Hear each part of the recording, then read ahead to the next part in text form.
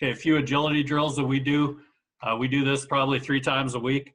We just have a name for it. We just call it bag work, whatever. Now, for this part, we call it strides. A few coaching points. We want ball security all the time. You see our guys doing a pretty good job here with good ball posture, tip of the ball higher than the back of the ball. The other keys we want to look at pad level. I think our guys are all too high here. This is a couple of years ago, early morning workout. This is probably like 6:10 in the morning. So they should be a little lower, but they're probably still waking up.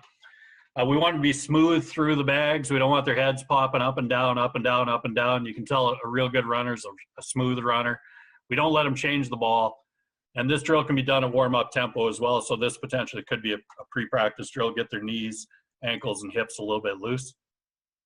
We always do the same progression. So if we're working towards where the camera is, like this drill, this part of the field over here, to the left of the screen, that would sort of represent the sideline. So we get them to put the ball in the sideline arm to protect, ball away from the majority of defenders. So when we come this way, the ball would be in the right hand, and when we go back, the ball would be in the left hand. I just don't have a video of that right now. There's one coming up. We just call this strides. Strides just means 1 foot in each hole. Quick feet, everything else is the same, except quick feet's 2 feet in a hole. All the coaching points are the same. Again, you'll notice as they're working this direction, the ball's in the right hand, because again, this would represent the boundary, or the out of bounds, whatever you want to call it. Ball in the right hand, going through quick feet. Again, just get them loose, get them warm, get them used to picking their feet up. There's going to be some bodies on the ground when they're running the ball. Want to get them used to picking their feet up a little bit. Okay, combo is where they're going to do 1 of each. Okay, and we've messed around with combo a little bit. We do some different things with football now. I think at this time we were just leading with left football in the left hand. So on the way down, they're doing strides. Then they turn around as quick as they can. They're going to do quick feet on the way back. No ball change. We actually ball change now. We would say this is the boundary. So they would come down this way with the ball in their right hand. Then they would make this change and they would go back that direction with the ball in their left hand. Okay, and just another variation of it. But now we've included the chute. So if you can see it here, there's a chute here where the players have to run underneath it.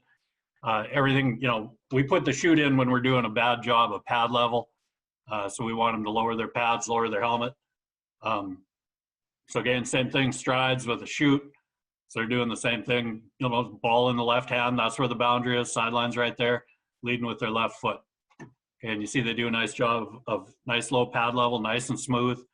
This is the U18 running back group from last year. We're missing one guy out of this picture, but these kids did a real nice job for us and learned really quick about some of the different drills we do. Here would be quick feet with a chute. Again, a little bit different. When you do quick feet, they tend to want to kind of raise up a little bit. So these guys do a nice job of getting through here. You'll see the second guy here, Brendan Horvath from Balgoni. He hasn't done this a whole bunch. He's from Greeno. You see he's going to cover the ball with 2 hands. Okay? We've asked him not to do that. But again, he's introduced to a drill. He's being physically challenged. And so his kind of coping mechanism, I'm going to cover the ball with both hands. So he does a good job of it. But again, that was a new skill that was introduced to him. And that's the reaction you get. Again, we've still got the chute here. We can introduce some double jump cuts, things like this. And I'm not going to get real particular about the details of the jump cut drill. Get them to jump cut how you want them to. We want them to press the heels of the old lineman and get horizontal, like 1 gap over before they get vertical again immediately. Coaching point I talked about is closed chest.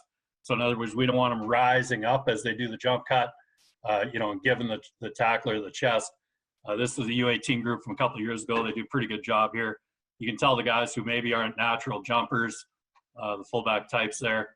But again, it's a good footwork drill. It works on pad level. It works as an explosive drill for run and zone run. It allows you to get from one gap to another.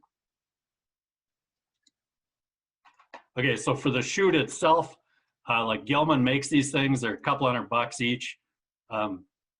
Gilman also realizes, I think, that there's a lot of youth coaches out there that can't afford to buy a couple of chutes for a couple $100. So here's the gist of how to make the chute.